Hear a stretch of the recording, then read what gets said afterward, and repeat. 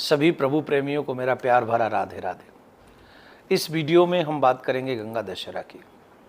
गंगा दशहरा जिस दिन माँ भगवती गंगा इस धराधाम पर प्रकट हुई, अनेक पुराणों में उल्लेख मिलता है माँ भगवती गंगा के अवतरण का। इस बार ये उत्सव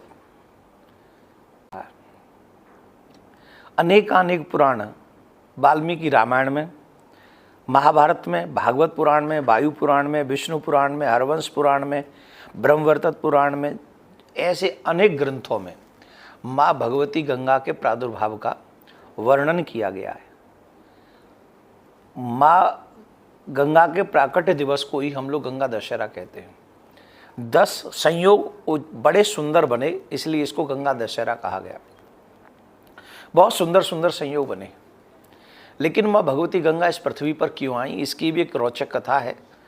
भागीरथ ने अश्वमेध यज्ञ की। सगर ने जिसके 60,000 पुत्र थे, अश्वमेध यज्ञ की। उनका अश्व इंद्र ने चुराकर कपिल मुनि के आश्रम में बांध दिया। सगर के 60,000 पुत्र जब वहां पहुंचे तो उल्टा सीधा उनको बोला। कपिल मुनि के नेत्र खुले तो वो उनके क्रोध अग्नि में भस्म हो गए वहीं पर। अब उनके कल्याण के लिए प्रश्न हुआ कि भाई इनका कल्याण कैसे होगा। तब गंगा के लिए विषय में कहा गया कि गंगा अगर आकर गंगा जल से ये स्पर्श हो जाए तो ये उचित हो जाएंगे, ये इनकी मुक्ति हो जाएगी। सगर ने तपस्या की, सगर के पुत्र ने तपस्या की, तब भी माँ भगवती गंगा इस धराधाम पर नहीं आई। तब कहीं जाकर भागीरथ ने कठोर तपस्या की। भागीरथ की कठोर तपस्या से ब्रह्मा जी प्रसन्न हुए। कहा कि मैं गंगा को पृथ्वी पर भेज सकता हूँ, लेकिन गंगा का इतना वेग है कि अगर मैं इस पृथ्वी पर भेज दूंगा तो ये पृथ्वी फोड़कर सीधी रसातल में चली जाएगी, इसे संभालेगा कौन। फिर भागीरथ जी ने शंकर भगवान की तपस्या की। शंकर भगवान ने कहा हम जटाओं में संभाल लेंगे। अब महाराज वो जटाओं में ही रम गई गंगा। फिर भागीरथ जी ने तपस्या की। तब शंकर भगवान ने आज ही के दिन, मीन्स गंगा दशहरा के दिन, 10वीं के दिन ही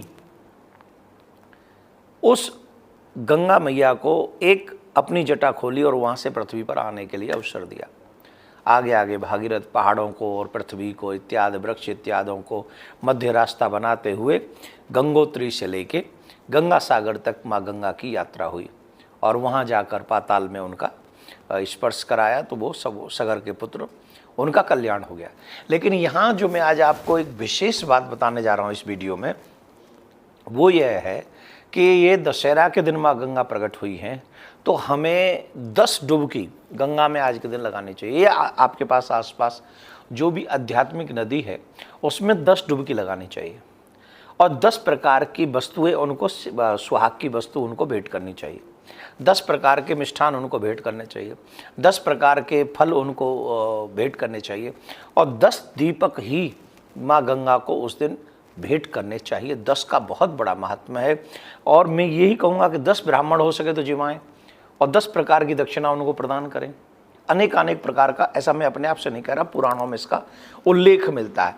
एक और बात कहता हूँ जो सबसे विशेष प्रिय है, आज के दिन जो गंगा मैया का इस तरीके से पूजा पाठ और इत्यादि करते हैं, 10 डुबकी लगाते हैं, उनके 10 प्रकार के पाप नष्ट होते हैं। कितने प्रकार के?